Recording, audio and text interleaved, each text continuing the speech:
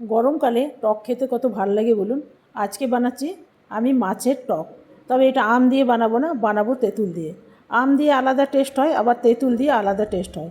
এটা নুন হলুদ একটু মাখিয়ে রেখে দিলাম। আর এখানে নিয়ে নিয়েছি তেঁতুল। তেঁতুলটা একটু জল দিয়ে ভিজিয়ে দিয়েছিলাম।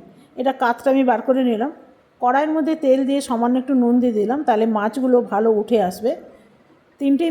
তিনটে মাছেরই আমি বানাচ্ছি। তো মাছগুলো ভাজা হয়ে গেছে, এই মাছগুলোর উঠাবো না। এর মধ্যে দিয়ে দিলাম একটা শুকনো লঙ্কা, আর দিয়ে দেবো সর্ষে ফোড়ন। সর্ষে ফোড়নই দেবে, তাহলে খেতে ভীষণ টেস্ট হয়। এরপরে দিয়ে দেবো তেঁতুলের কাতটা, যতটা ছিল সবটাই দিয়ে দিলাম। আর দিয়ে দিলাম একটু সর্ষে বাটা, দিয়ে দেবো ঝাল লঙ্কা, হলুদ, আর দিয়ে দেবো নুন।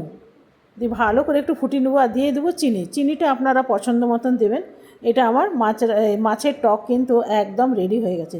তবে এটা গরম গরম খাবেন না, একদম ঠান্ডা করে ভাতের সাথে চুমুক দিয়ে খাবেন। দারুণ লাগবে, দারুণ।